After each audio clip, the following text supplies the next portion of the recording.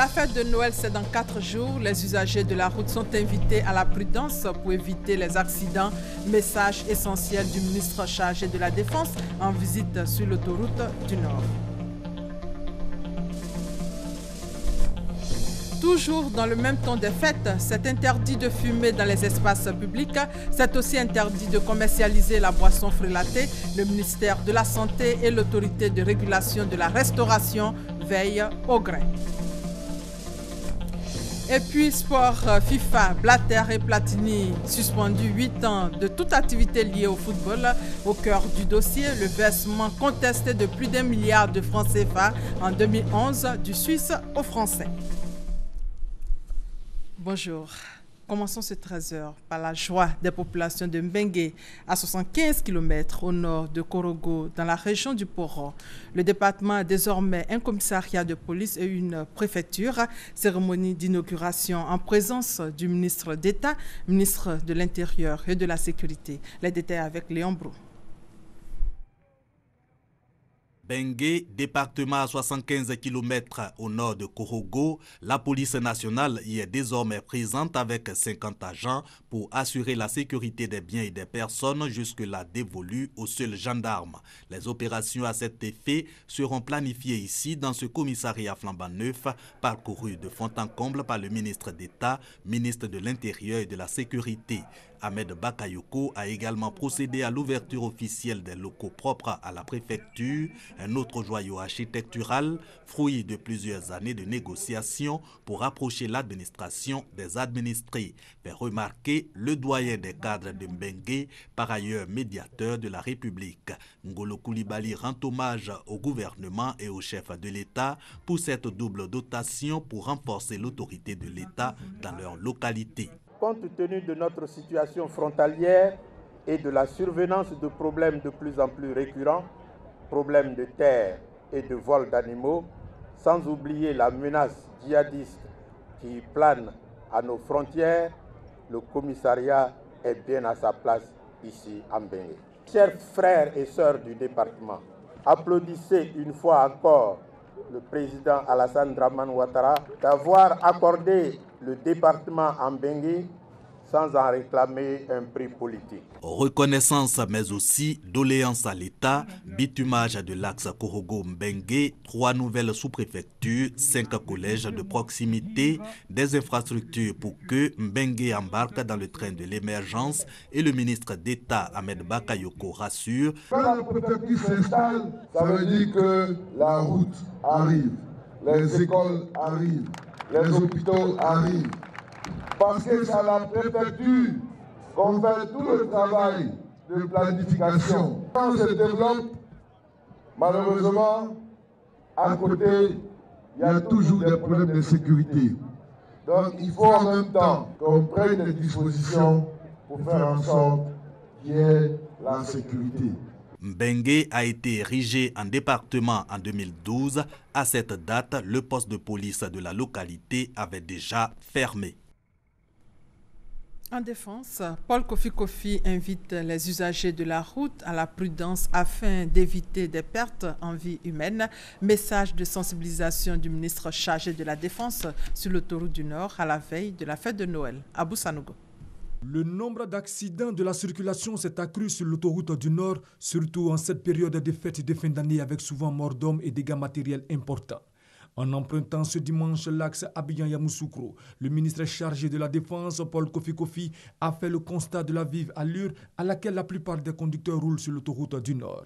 L'imprudence des usagers de la route et l'état défectueux de la pneumatique sont autant de facteurs d'accidents, d'où cet appel si bien aux conducteurs qu'aux populations. Nous avons constaté malheureusement qu'il y a de nombreux accidents sur nos routes et ces accidents sont pour la plupart à 95% le fait des hommes, c'est-à-dire des conducteurs, et à 5% la qualité du véhicule. Donc nous invitons, n'est-ce pas, les conducteurs à respecter le code de la route, notamment la limitation de vitesse, un élément très important, à ne pas conduire en état d'ébriété.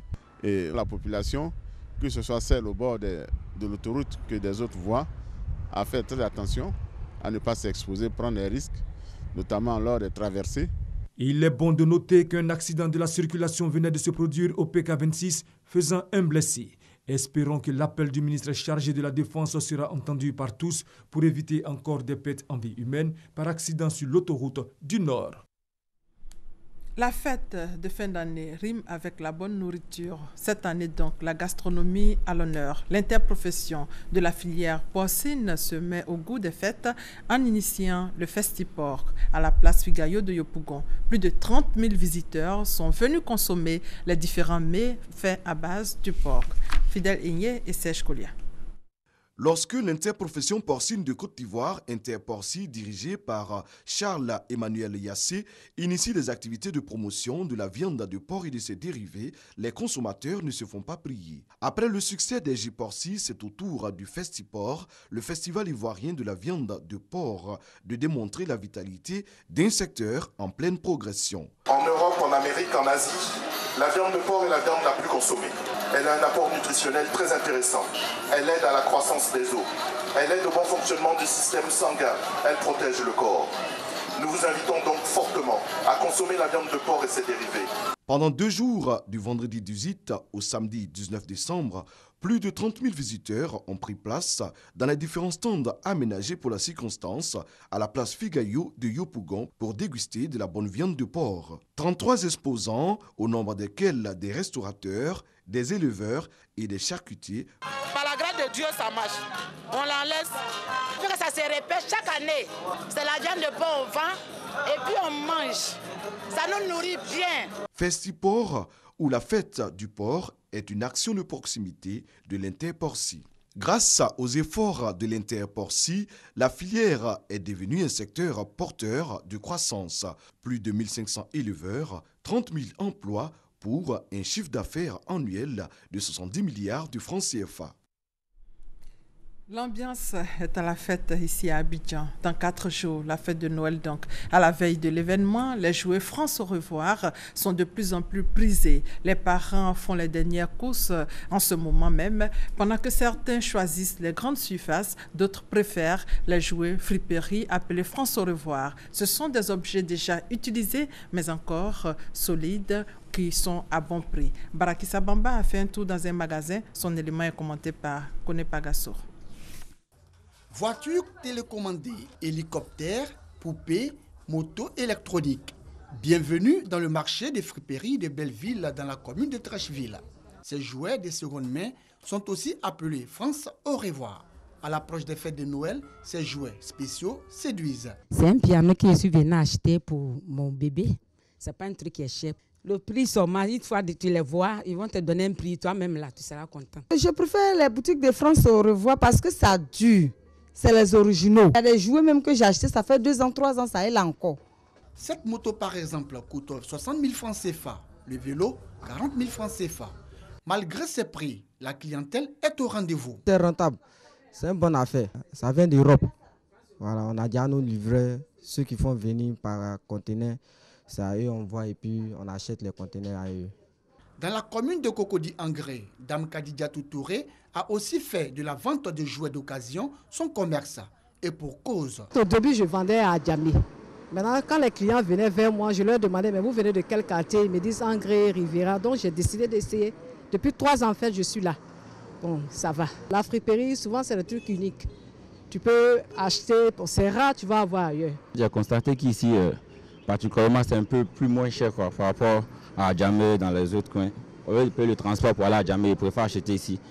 En plus, c'est la qualité. Une fête de Noël sans cadeau, c'est le désespoir chez les enfants.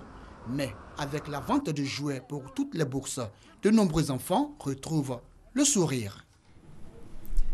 Qui dit fête, dit cigarette, dit boisson. Sachez qu'il est interdit de fumer dans les espaces publics et de commercialiser la boisson frélatée. C'est le combat actuel du ministère de la Santé et de l'autorité de régulation de la restauration et des métiers de l'alimentation. Leur descente dans les maquis, restaurants et bars de la commune de Cocody avec Emmanuel Niamien.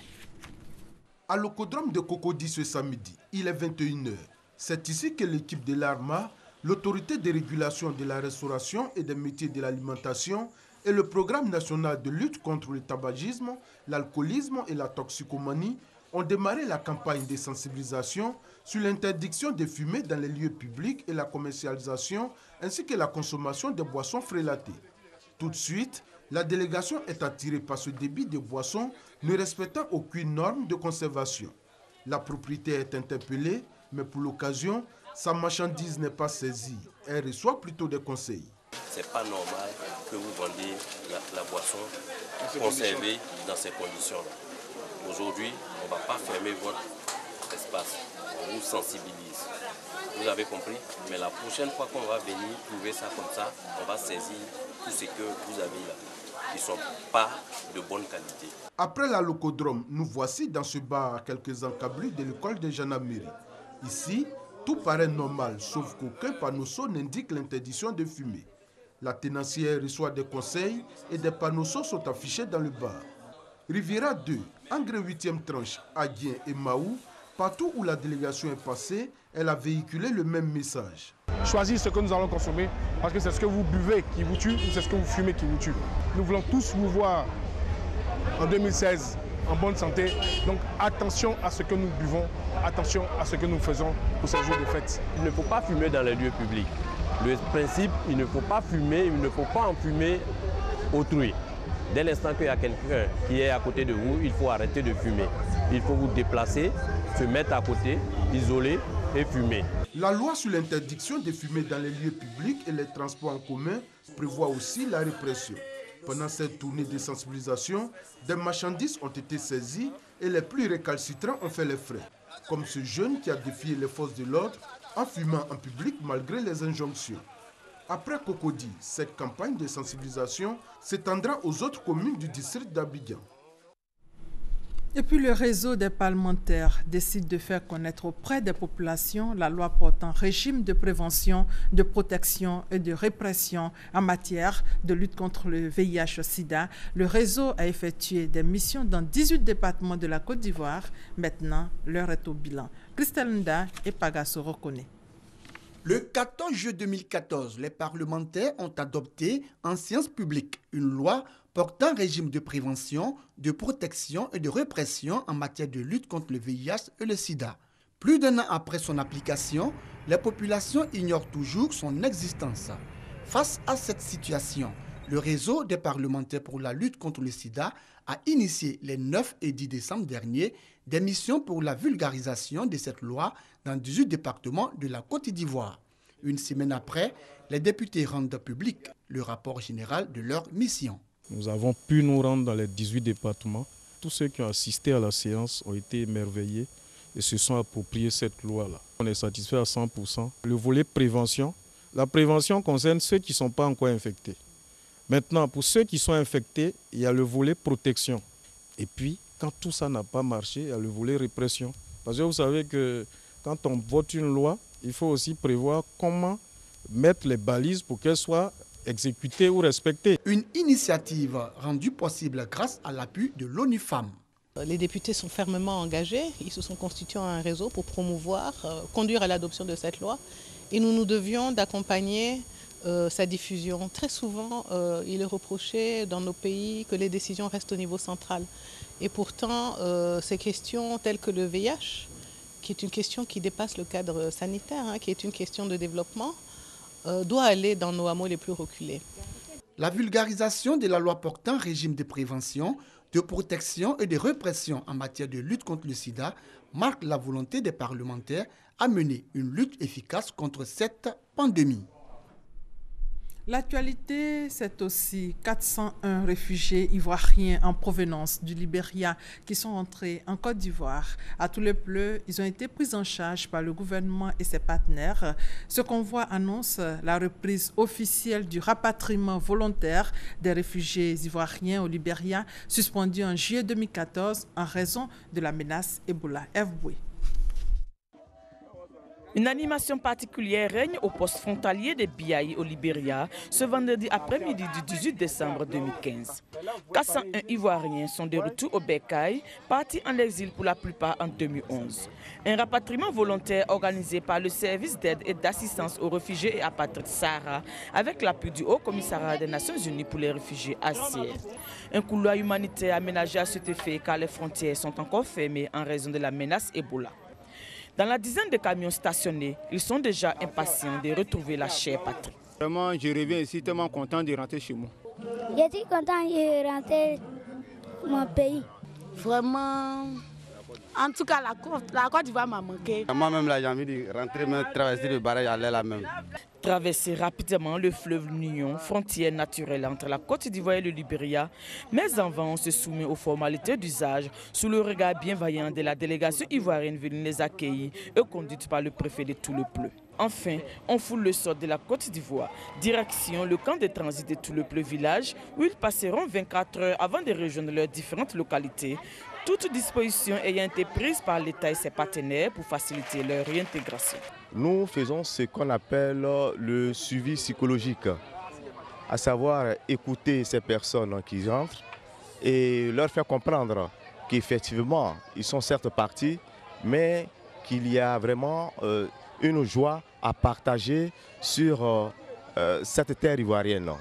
J'ai dû leur dire que certainement venant, ils ont des appréhensions, ils ont des préoccupations, mais nous sommes là pour les rassurer, pour leur dire qu'en ce qui concerne le problème de réintégration sociale, administrative et économique de ces réfugiés, mais toutes les dispositions seront prises pour que ces compatriotes qui sont revenus puissent réintégrer la vie sociale, administrative et économique dans le département. En attendant donc des lendemains meilleurs sur sa terre natale, on se restaure après une journée remplie d'émotions.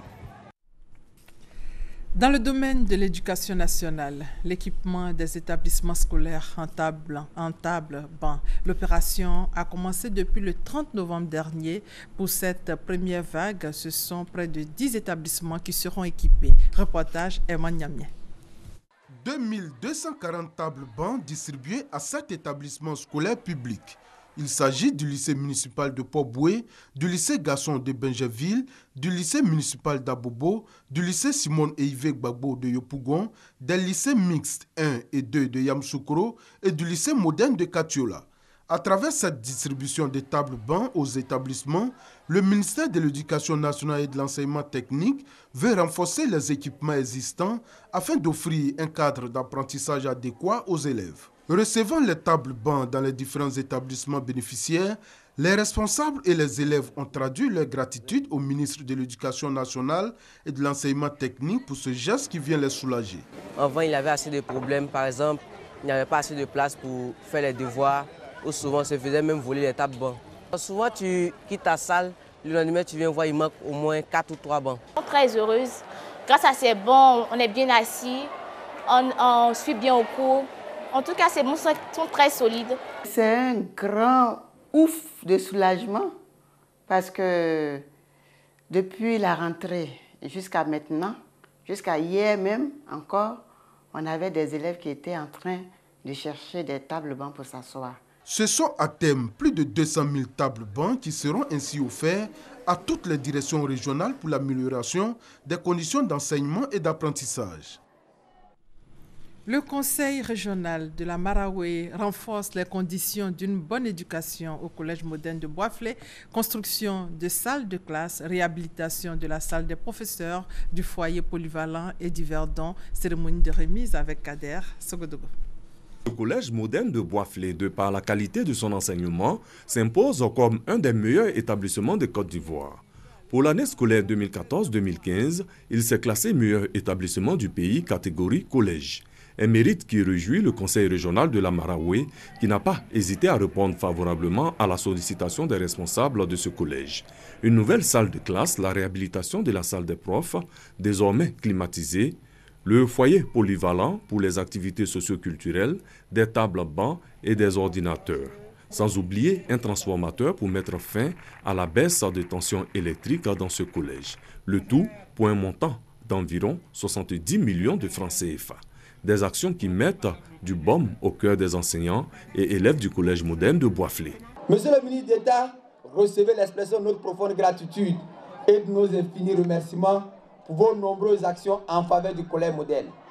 Ce collège est votre collège. Ce collège veut vous ressembler. Ce collège veut refléter votre honorable et prestigieuse image.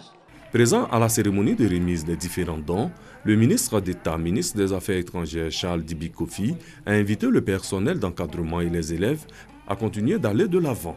Nous allons faire en sorte qu'au cours de l'année 2016, beaucoup de choses seront réalisées pour que vous puissiez travailler dans les meilleures conditions, pour que vous restiez toujours un collège d'excellence. Pour cette année scolaire, le collège moderne de Boisflé compte 2248 élèves, dont 943 filles. Parlons maintenant de cette fête de l'unité pour le développement de Ouangolo-Dougou. Les populations de cette partie du pays veulent impulser une dynamique nouvelle à leur département. Reportage Kader Sogodogo. Ouangolo-Dougou, porte d'entrée nord de la Côte d'Ivoire en provenance de certains pays comme le Mali et le Burkina Faso. Une position stratégique dont veut profiter la population pour impulser le développement dans cette partie du pays. À l'initiative des jeunes et des femmes de ce département, une grande fête de l'unité a été organisée. Il s'agissait pour les populations d'amener les cadres à s'impliquer davantage autour de leur intérêt commun, la ville aux deux frontières Ouangolo-Dougou. Une occasion également de remercier un des leurs, qui très tôt a adopté cette vision. Oui, Ouangolo vit. Ouangolo a renoué avec le développement et cela est parti à mettre à votre actif M. Traoré Drissa.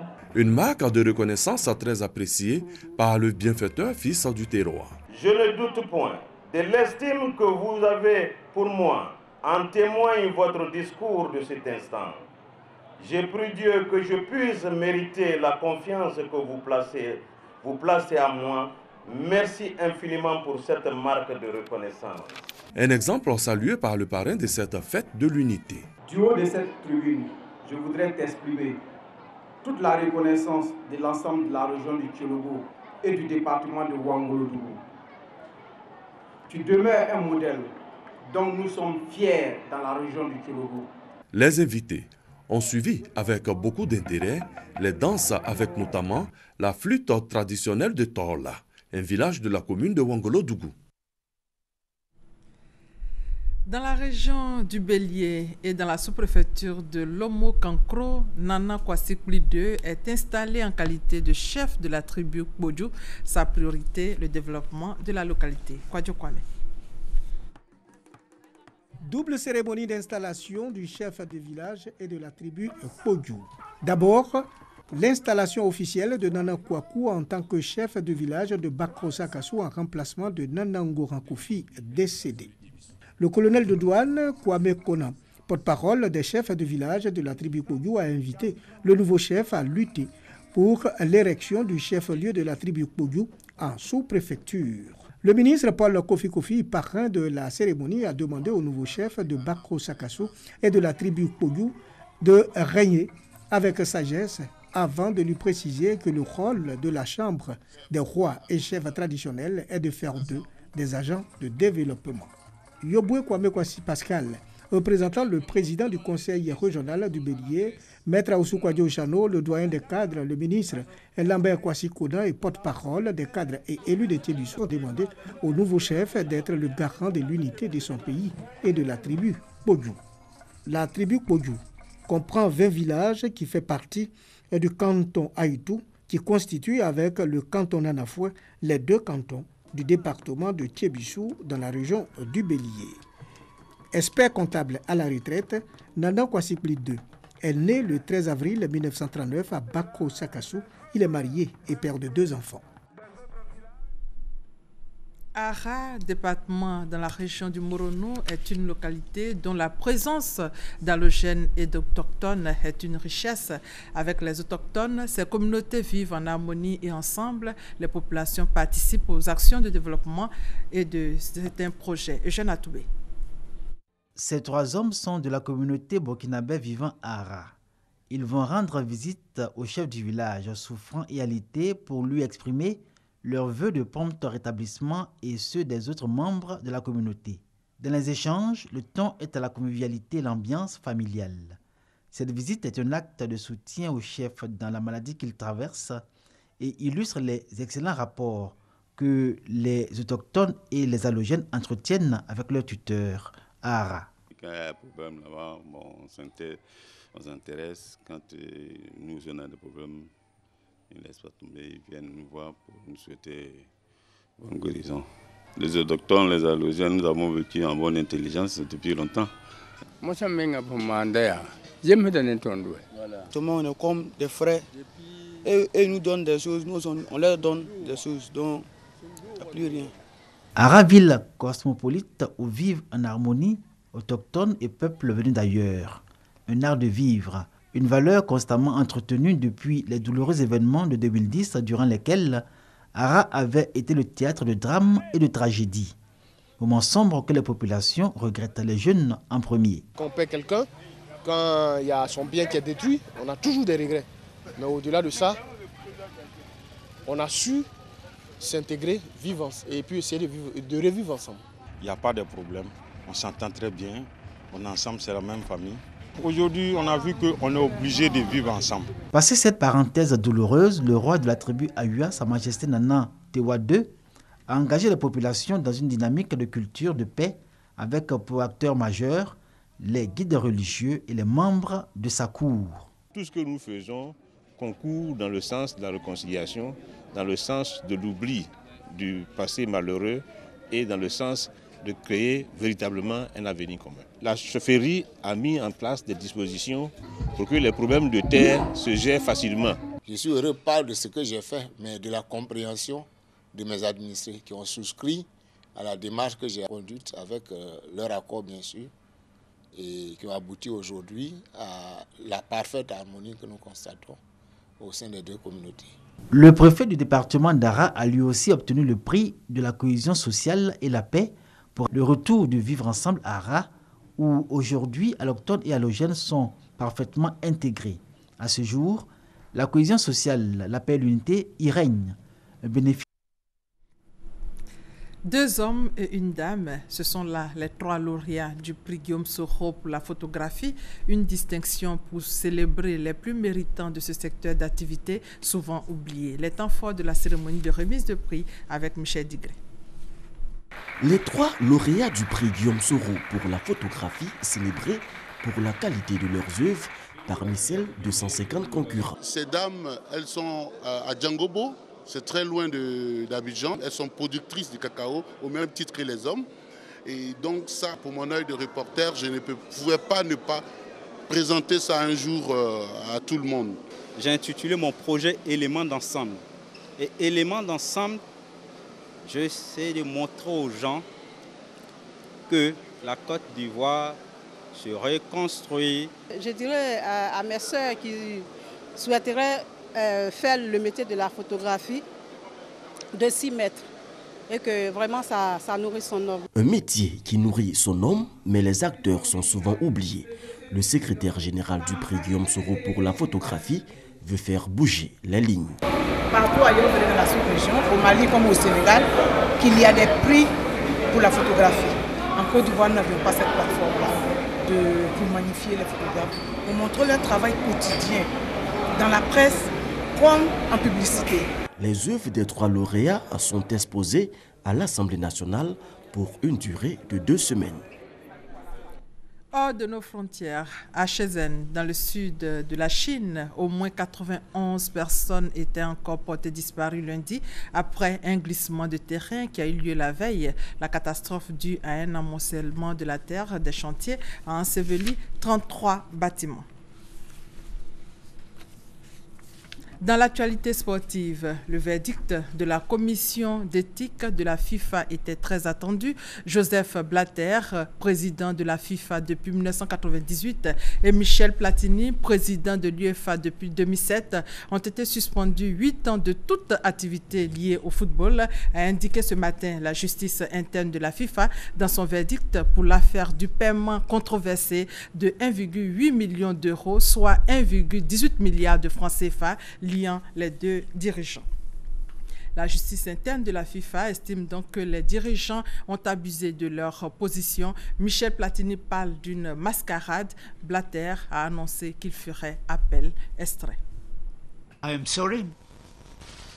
Je suis désolé d'être encore quelque part un punching ball, mais je suis désolé qu'en tant que président de la FIFA, d'être ce punching ball, et je suis désolé pour le football.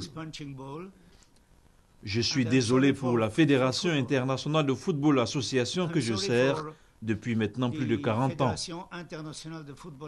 Je suis désolé pour ça. Je suis désolé pour les plus de 400 personnes qui travaillent pour la FIFA. Je suis désolé.